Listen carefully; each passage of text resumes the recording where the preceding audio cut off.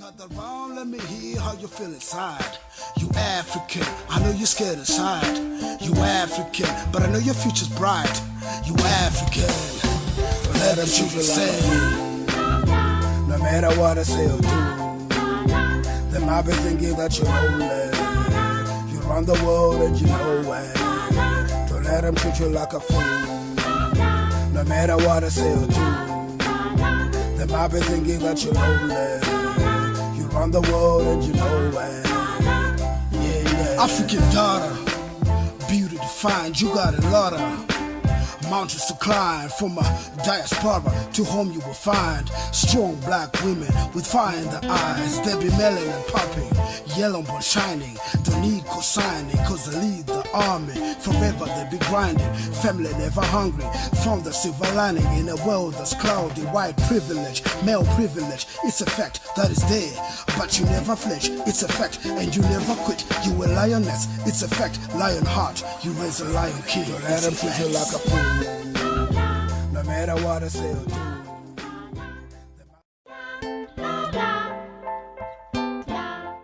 Hello everyone and welcome to Let's Talk Africa with Miss Spider. Thank you so much for joining me. Today is 1 August 2020 and in South Africa it is Women's Month. Okay, so I'm going to be doing a lot of videos about Women's Month, celebrating women. I have so many interesting videos that I'm going to be uploading about celebrating women, African women in 2020. Okay, but we're going to start on a very serious note, which is from the title, why the challenge accepted, hashtag black and white photos that has been going around on the internet. If you've been there, I'm sure you've wondered, like, why are people doing this? I've seen a lot of men like asking, and women also asking, like, why are we doing this? Hey, it's a trend. And some women being like, I don't do this trend stuff, it's silly and stuff. And I am one of those who did post a black and white picture, and the reason why, I'm gonna start with the reason why I did it because from what I got in my inbox, like is to celebrate women, celebrate each other. You know, like, women sometimes we really don't celebrate each other. We are literally like our own worst enemy. We are, like, you know, backbiting and stuff like that. I'm sure you know this and you relate.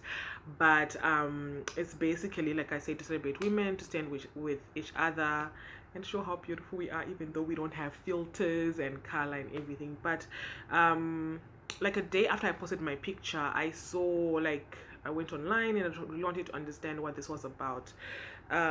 So like I said, there's been criticism about it, like, why are people doing it? This is just silly and whatever.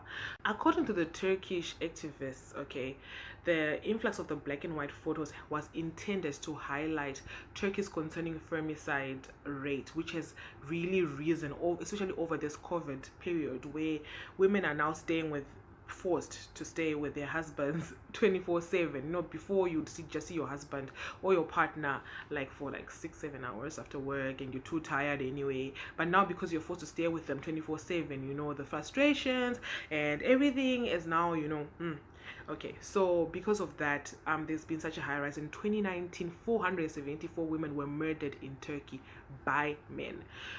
Turkish people wake up every day to see a black and white photo of a woman who has been murdered on their Instagram feeds, on the newspapers, on their TV screen.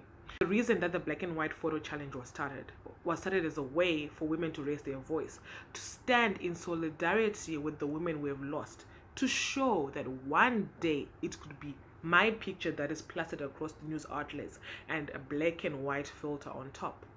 Okay, so this is a really serious thing. It's not about looking cute or anything. It's about, like I said, it could be my picture on the news, on Instagram, and on the web, on the internet, saying Paida was murdered, Paida was by her lover, or something like that. And it's reality, guys. I'm not saying this to scare people, but it is reality. That's what's happening.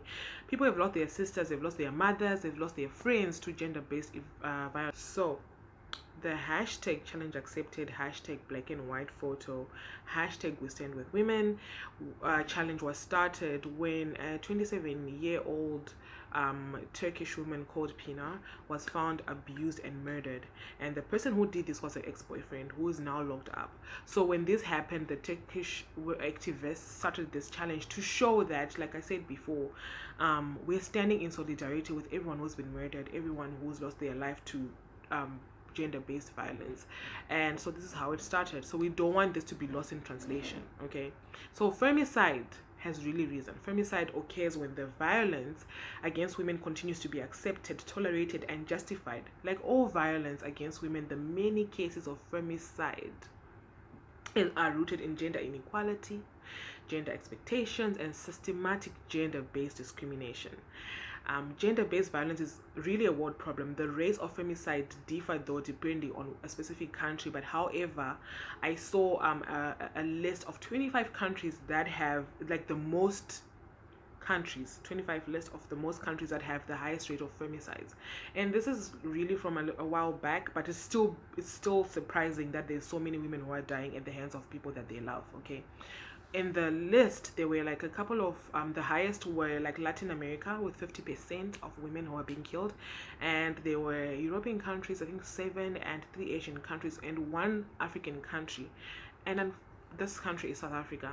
It's very sad that in a country as big as South Africa, a country that I also call home, women are still being killed. Every time we see women being killed, we see pictures of women missing and then they're discovered or found murdered. Last year, when 19-year-old Uyinene from who was at Cape Town University was murdered, the president Cyril Ramaphosa had to declare femicide a national crisis. And this year again in June, because of COVID, the same thing happened. There was a high rise of women being killed. Some were found stabbed, some were found, there's a young lady who was found stabbed and hanged on a tree in Johannesburg. Guys, where are we as neighbors? Why are we not caring? Why are we not protecting our own?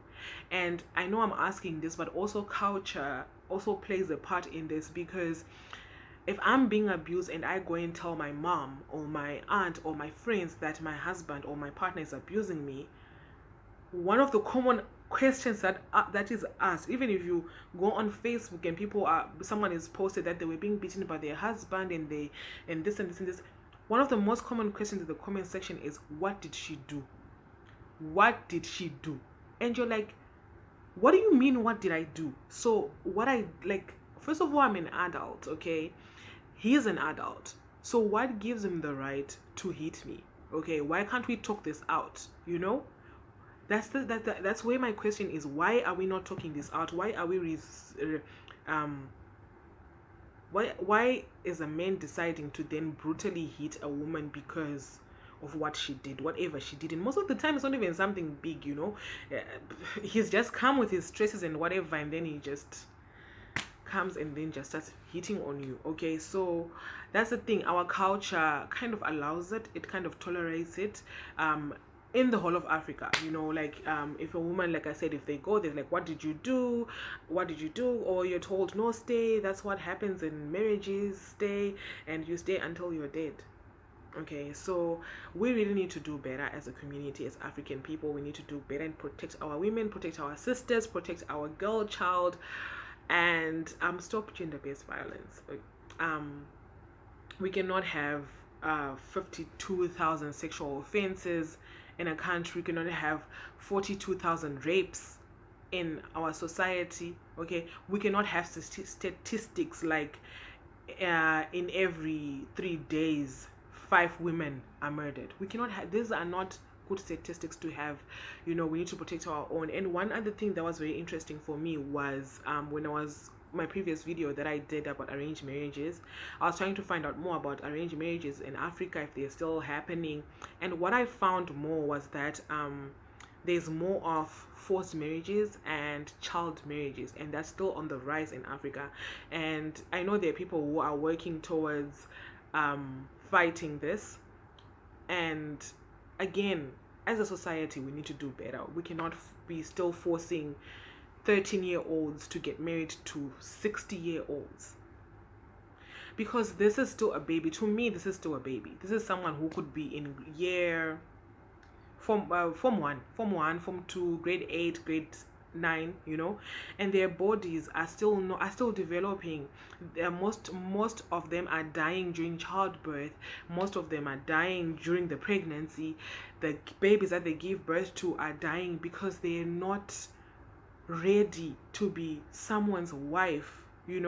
So yeah, I could go on and on, guys, because this is something that is really dear to me. And before you do the challenge accepted, think about this. And I actually encourage women to do the challenge accepted and post those black and white pictures. We need to push this message. It might not be like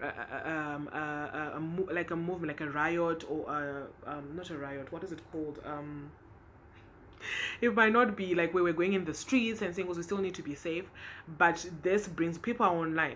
And once they see the picture, post it right while you're posting the challenge accepted. This could be me one day. Today you'll be giving me 1 million likes, but let it sink in that this needs to stop. So guys, hashtag challenge accepted, hashtag black and white photo, hashtag stop killing our women, hashtag let's protect the girl child, and let's stop gender-based violence. Thank you so much for tuning in. August, Women's Month, and I will see you on the next episode of Let's Talk Africa with Miss Spider.